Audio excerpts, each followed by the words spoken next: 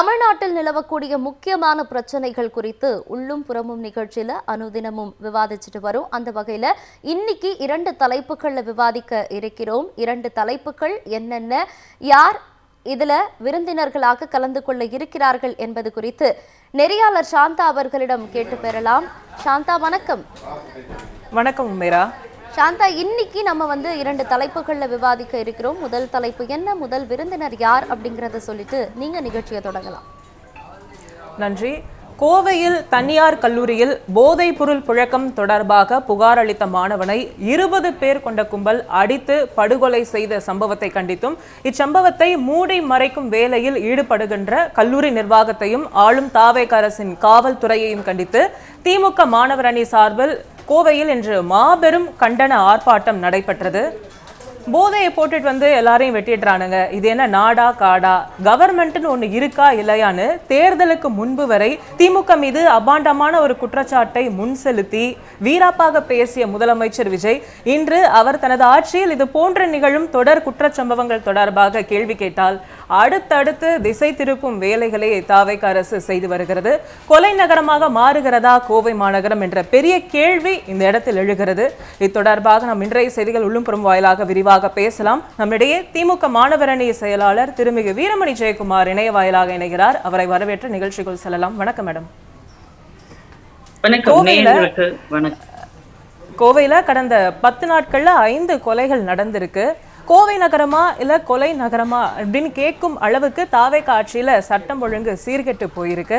இதனை கண்டித்து உங்க தலைமையில திமுக மாணவர் அணி சார்பில் மாபெரும் கண்டன ஆர்ப்பாட்டத்தை முன்னெடுத்து நடத்தி இருக்கீங்க. தமிழ்நாட்டை பாதுகாக்க தவறிய தாவேகாவுடைய இந்த கையாளாகத்தனம் தொடர்பா உங்களுடைய கண்டனத்தை நீங்க பதிவு பண்ணலாம் மேடம். இல்ல, 100 நாட்களாக நாங்க தாவேக ஆட்சி அப்படியே சாதனை புரிந்து கிழித்தது போல பெருமை பீற்றிக் கொண்டும் மாத்தட்டி கொண்டு இருக்கக்கூடிய கையாளாகாத விஜய் அரசு அப்படிங்கறத தான் நம்ம முன்னிறுத்தணும். ஏன்னா அவங்களுடைய தேர்தலுக்கு முன்பாக அவங்களுடைய பிரச்சாரத்துல பாத்தீங்கன்னா திரு விஜய் அவர்கள் தொடர்ந்து திமுகவை தாக்கி பேசி, நாங்க ஆட்சிக்கு வந்தா அப்படின்னா நாங்க பெண்களுக்கு பாதுகாப்பு கொடுப்போம், மக்களுக்கு பாதுகாப்பு கொடுப்போம் அப்படின்னு சொல்லி அபாண்டமாக திராவிட முன்னேற்ற கழகத்தின் மீது, நம்மளுடைய திராவிட மாடல் ஆட்சி மீதும் கடுமையான விமர்சனத்தை வைத்து வந்தனர். ஆனா இப்போ அவங்களுடைய ஆட்சியின் இந்த 3 மாதங்கள்ல பாத்தீங்கன்னா இந்த 100 நாட்கள் அப்படிங்கிறது மிகவும் கேவலமாக மக்களின் உரிமைகளை, மக்களின் உயிரை பறிக்கக்கூடிய ஆட்சியாக இன்று விளங்கி வருகின்றது.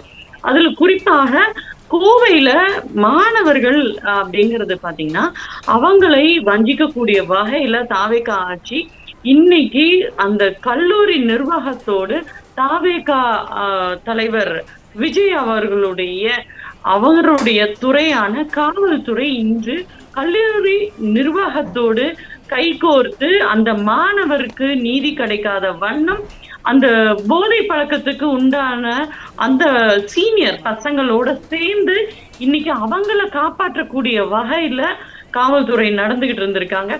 4 நாட்களாக எந்த நடவடிக்கையும் எடுக்காதவர்கள் புதன்கிழமை நடந்தது. இப்போ இன்று காலை நம்மளுடைய திராவிட முன்னேற்ற கழக தலைவர் அன்பு ஐயா அவர்களுடைய அறிவிப்புக்கு பிறகு ஆர்ப்பாட்டம் திராவிட முன்னேற்ற கழக மாணவர் அணி சார்பாக கோவையில் நடக்கும்னு சொன்னதுக்கு பிறகு இன்று காலை 9 பேர் கைது செய்யப்பட்டிருக்காங்க. அதாவது நேற்று வரை 5 பேர் மட்டும்தான் கைது பண்ணியிருந்தாங்க. ஆர்ப்பாட்டம் எப்போ அறிவிக்கப்பட்டதோ அதுக்கப்புறம் தான் இவங்க விழித்து கொண்டு துரிதமாக இந்த விசாரணை நடத்தி அந்த அமுதன் தம்பியோட கூட இருந்த பையன் விசாரிச்சு அவங்களுடைய ஸ்டேட்மெண்டோட இன்னைக்கு 9 பேர் கைது செய்யப்பட்டிருக்காங்க. இன்னும் மேலும் 5 பேர் 6 பிரிவுகள்ல வழக்கு பதிவு செய்து அவர்களையும் இன்னும் தேடுகின்ற பணியினை மேற்கொண்டு வருகின்றனர். ஆனா சட்ட சபையில பாத்தீங்க அப்படின்னா நம்மளுடைய எதிர்கட்சி தலைவர் இளம் தலைவர் அவர்கள் பேசும் பொழுது பாத்தீங்க அப்படின்னா குறுக்க சபாநாயகர் அவர்கள் அதை திங்கட்கிழமை பாத்துக்கலாம், நீங்க பதிவு மட்டும் பண்ணுங்க அப்படின்னு சொன்னாங்க. நம்ம பதிவு பண்றதுக்கே பதட்டமான தாவேகா அந்த டீம் இப்போ இந்த ஆர்ப்பாட்டம் அப்படின்னு சொன்னோன்னையும் இது வந்து மக்களுக்கு அந்த காவல்துறையும் கல்லூரி நிர்வாகமும் இந்த போதைப் பொருளுக்கு இவங்க உடந்தையாக இருக்காங்கங்கிறத எக்ஸ்போஸ் பண்ணிடுவோம் அப்படிங்கிற பயத்தினால இன்னைக்கு அவங்க வந்து அனுமதி எப்படின்னா கோவை மாவட்ட செயலாளர் அவங்களுடைய இல்லம் சென்று நள்ளிரவு 12:45 போய் நாங்க அனுமதி கொடுக்கிறோம் அப்படின்னு சொல்லிட்டு அனுமதி வந்து எங்கன்னா கல்லூரிக்கு முன்பாக நாங்க ஆர்ப்பாட்டம் நடத்துறோம் அப்படின்னு நாங்க அனுமதி கோரியிருந்தோம். இத்தனை நாட்களாக இந்த 3 மாதத்துல எந்த ஒரு மாணவரணி ஆர்ப்பாட்டத்திற்கும் அனுமதி மறுத்து வந்த தாவேக அரசு நேற்று இரவு 12:45 நாங்க அனுமதி தரோம், நீங்க மேம்பாலத்துக்கு அடியில போய் மக்கள் யாரும் இல்லாத நடமாட்டம் இல்லாத அந்த இடத்துல நீங்க வந்து ஆர்ப்பாட்டம் பண்ணுங்க அப்படின்னு இடமாற்றம் செய்து ஆர்ப்பாட்டத்தை மக்களுக்கு தெரியாத வண்ணம் இவங்க அதை மூடி மறைக்கிறதுக்கான திட்டத்தை காவல்துறை நேற்று இரவு மேற்கொண்டார்கள். அதன் அடிப்படையில இன்னைக்கு காலையில ஆர்ப்பாட்டம் நடக்குது. அப்போ காவல்துறையும் கல்லூரி நிர்வாகமும் சேர்ந்து போதை ஒழிப்ப முன்னெடுக்கிறாங்களா, இல்ல போதை ஒழிப்பு ஆசாமிகள் கூட அவங்களை காப்பாற்றக்கூடிய வேலைகளை காவல்துறை செஞ்சுட்டு வருதா அப்படிங்கிறது தான் நம்மளோட ஐயம். ஏன்னா இந்த தம்பி வந்து அமுதன் வந்து பாத்தீங்க அப்படின்னா காவல்துறையிடம் ஒரு விசில் ப்ளோயராக போதை ஒழிப்பை கொண்டு வரணும், ஹீஸ் நாட் அ அடிக்ஷன், அந்த போதைக்கு அடிமையான ஆள் இல்லை. அப்ப அவர் வந்து இந்த போதை பொருள் உட்கொள்றவங்களை எல்லாம் யார் மூலமா உள்ள வருது, எப்படி இது கொண்டு வராங்க காலேஜ்குள்ளார அப்படிங்கிறத இவரு லிஸ்ட் அவுட் பண்றாரு. அந்த நேம் லிஸ்ட் பண்றவங்க எல்லாரும் சேர்ந்து அந்த தம்பியை தாக்குனதாகத்தான் இது வரைக்கும் வந்து தெரிய வருது.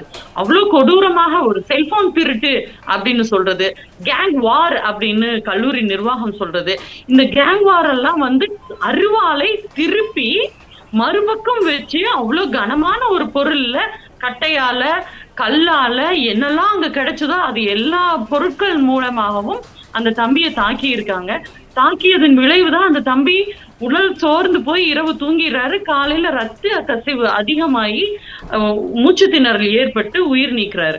இந்த அளவுக்கு கொடூரமாக யார் தாக்கப்படுவாங்க அப்படின்னா செல்போன் திருட்டவங்க தான் தாக்கப்படுவாங்களா? அதுவும் கல்லூரி மாணவர்கள்னால, ஒரு போதையினால தன்னை மறந்த நிலையில் எந்த உச்சத்துக்கும் போகக்கூடிய நபர்களாகத்தான் இந்த கொடூர தாக்குதல் நடந்திருக்கு.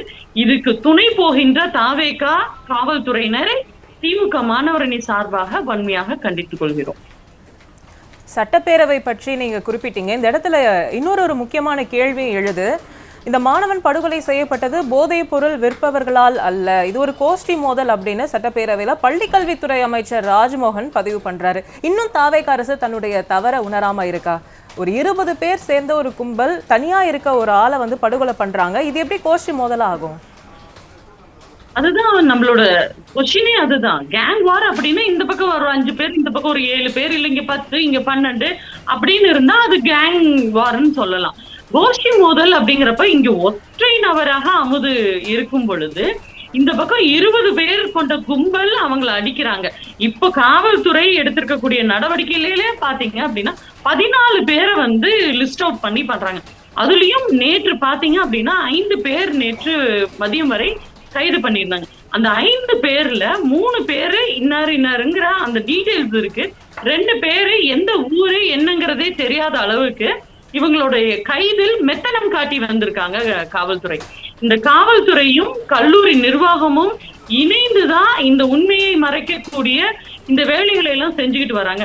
முக்கியமா காவல்துறை அதுக்கும் மேல போய் இந்த ஸ்டூடெண்ட்ஸோட நேம் எல்லாம் தான் நீங்க உங்களைய வந்து மாட்டி விட்டுருக்கான் அமுது அப்படின்னு சொல்லி அவங்களோட லிஸ்ட் அவுட் எல்லாம் அந்த நேம் லிஸ்ட ரிவீல் பண்ணனாலதான் இன்னைக்கு அந்த பசங்க எல்லாரும் சேர்ந்து நீ இதுக்கு மேல உண்மையை சொல்லிட கூடாது அப்படிங்கிற வகையில ரொம்ப கொடூரமாக தாக்கி இருக்காங்க. அது ரொம்ப ஒரு துயரான ஒரு சம்பவத்தை இன்று ஏற்படுத்தி இருக்கு அப்படின்னு தான் சொல்லணும்.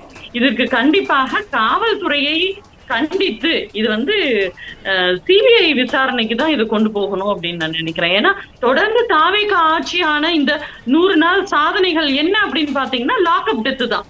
இந்த லாக்அப் டெத்லயே இன்னொரு உருவமாக இந்த கல்லூரி மாணவர்கள் சீனியர்கள்லாம் சேர்ந்து சக மாணவர்கள் அந்த கல்லூரியில பயில்கின்ற மாணவர்கள்லாம் இந்த தம்பிய வந்து அமுதன் வந்து அடிச்சு கொண்டிருக்காங்க அப்படின்னா இதுவும் ஒரு வகையான லாக்அப் டெத் மாதிரி தான். ஏன்னா இது காவல்துறை அவங்கனால மட்டும்தான் இது வந்து முன்னெடுக்கப்பட்டிருக்கு அப்படின்னு சொல்லணும். அவங்க ரிவீல் பண்ண அந்த லிஸ்ட் ஆஃப் பீப்புள், அந்த ஸ்டூடெண்ட்ஸ் தான் போய் அவங்கள தாக்கியிருக்காங்க. ஸோ இது லாக்அப் டெத்துக்கு சமமான ஒன்று அப்படின்னு தான் நம்ம பார்க்கக்கூடும். இதுவும் ஒரு லாக்அப் டெத்துக்கு சமமான ஒரு விஷயம் அப்படின்னு நீங்க சொல்றீங்க. சட்டப்பேரவையில எதிர்க்கட்சி தலைவர் உதயநிதி ஸ்டாலின் இது தொடர்பா சிறப்பு கவன ஈர்ப்பு தீர்மானம் கொண்டு வராரு. குறிப்பா அரசு இதற்கு பொறுப்பேற்க வேண்டும், இனியும் இது போன்ற ஒரு சம்பவங்கள் நிகழாமல் இருக்க பார்த்து கொள்ள வேண்டும் அப்படின்னு வலியுறுத்துறாரு. ஆனா இது தொடர்பா விவாதிக்க சட்டப்பேரவை பேரவைத் தலைவர் திரு ஜே.சி.டி. பிரபாகர் திங்கட்கிழமை விசாரிக்கலாம் அப்படின்னு ஒத்தி வைக்கிறாரு. இன்னும் தாவேக அரசு ஒரு வாரம் கழித்து விசாரிக்கிற அளவுக்கு இந்த விஷயத்தோட தீவிரத்தை உணராம இருக்கா? இல்ல, மக்கள் வந்து உயிர் போகின்ற அந்த தருவாயில இருக்கும் பொழுது இவங்க உயிர் நீர் கூட கொடுக்க மாட்டேன்னு அப்படி நின்னு வேடிக்கை பார்த்துக்கிட்டு இருப்போம் அப்படிங்கிற மாதிரியான கேவலமான கையாலாகாத திறனற்ற தாவேகா அரசு அப்படின்னு தான் சொல்லணும். ஒரு மாணவர் உயிர் போயிருக்கு, அதுக்கு நீங்க என்ன துரிதமாக நடவடிக்கை? இன்னைக்கு பாத்தீங்க அப்படின்னா இளம் தலைவர் எதிர்கட்சி தலைவர் அவர்கள் பாத்தீங்க அப்படின்னா அந்த குடும்பத்தாரிடம் பேசி உங்களுக்கு நீதி வாங்கி தர வேண்டியது என்னுடைய பொறுப்பு, அது என்னுடைய கடமை அப்படின்னு சொல்லி அந்த பெற்றோர்களுக்கு ஆறுதல் கூறி திங்கட்கிழமை இதை பற்றி சட்டமன்றத்துல நான் வலுவாக பேசுவேன், உங்கள் குரலாக நான் அங்க சட்டமன்றத்துல ஒழிப்பேன் அப்படின்னு அமுதன் அவங்களுடைய பெற்றோருக்கு உறுதி அளிச்சிருக்காரு. ஆனா இவங்க ஆட்சி அமைத்த பொழுது இந்த ரீல்ஸ் கண்டென்ட்ல இவங்க தொடர்ந்து சொல்லிட்டு இருந்தாங்க இல்லையா, எங்களுக்கு கொஞ்ச நாள் டைம் வேணும். அதாவது கழக தலைவர், நம்மளுடைய திராவிட முன்னேற்ற கழக தலைவர் அவர்கள் சொன்னாங்க, நாங்க 6 மாதம் வந்து உங்களுக்காக பொறுத்திருப்போம். எதுக்காக அப்படின்னா கவர்னன்ஸை நீங்க லேர்ன் பண்றதுக்காக பொறுத்திருப்போம் அப்படின்னாங்க. ஆனா மக்களுடைய பாதுகாப்புக்கே வந்து ஒரு கேள்விக்குறியாக எழும்பொழுது தலைவரோ நம்மளுடைய எந்த அரசியல் கட்சி தொண்டர்களோ வந்து காத்துக்கிட்டு இருக்க மாட்டாங்க. மக்களுக்கு ஒன்று அப்படின்னா முதல் ஆளாக திராவிட முன்னேற்ற கழக தலைவர் அவர்கள் கேள்வி எழுப்புகின்றார். அதன் வாயிலாகத்தான் நேற்று ஆர்ப்பாட்டம் அறிவித்த உடனே இன்று காவல்துறையினர் துரிதமாக வேலை செய்தாங்க. அதுவும் பாத்தீங்க அப்படின்னா இன்று கோவை ஆர்ப்பாட்டத்திற்கு அந்த தண்ணியை பீச்சி அடிக்கிற அந்த வேன்ல இருந்து எல்லாம் போலீஸ், இங்க ஈரோடு மாவட்டம், திருப்பூர் மாவட்ட காவல் ஆய்வாளர்கள், இன்ஸ்பெக்டர்ஸ், முக்கியமான டிஜிபிஸ் எல்லாருமே பாத்தீங்க அப்படின்னா அங்க அசம்பிள் ஆகுறாங்க. அப்போ காவல்துறை மடியில ஏதோ கனமாக வைத்திருக்கின்றார்கள். தங்களுடைய தவறு வெளியில தெரிஞ்சிருச்சு அப்படின்னா அவங்க இது ஆர்ப்பாட்டம் வீரியமாக கிளம்பி விட்டால் என்ன பண்றது அப்படின்ட்டு இன்று கல்லூரிக்கு, இந்துஸ்தான் கல்லூரிக்கு விடுமுறை அளித்து, ஆக்சுவலா சனி ஞாயிறு தான் யாரை காப்பாத்துறதுக்காக தாவேக அரசு இது போன்ற நடவடிக்கைகளை ஈடுபடுது அப்படின்னு நினைக்கிறீங்க மேடம்?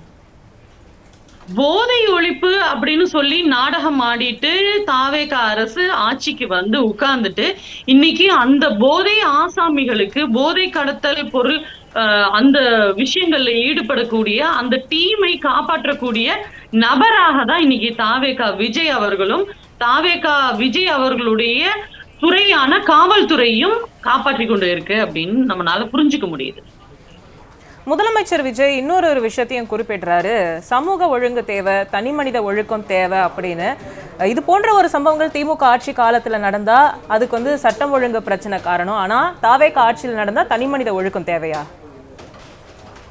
அதாவது பப்ளிக்கா வந்து ஏதோ ஒரு மூலையில எங்கேயாவது ஒரு விஷயங்கள் நடக்கும் பொழுது, அது கற்பழிப்பாக இருந்தாலும் சரி, லாக்அப் டெத்தாக இருந்தாலும் சரி, உடனடியாக திராவிட நாயகன் நம்மளுடைய முத்துவேல் கருணாநிதி ஸ்டாலின் ஐயா அவர்கள் பாத்தீங்க அப்படின்னா உடனே தானே அந்த அக்கௌண்டபிலிட்டி எடுத்துக்கிட்டு முன் வந்து சாரி சொல்லி இது நடக்க கூடாதது நடந்திருக்கு, இதுக்கு தகுந்த நடவடிக்கை எடுக்கப்படும் அப்படின்னு சொல்லி அதுக்கு துரிதமாக உடனடியாக கைது செய்யப்படும்.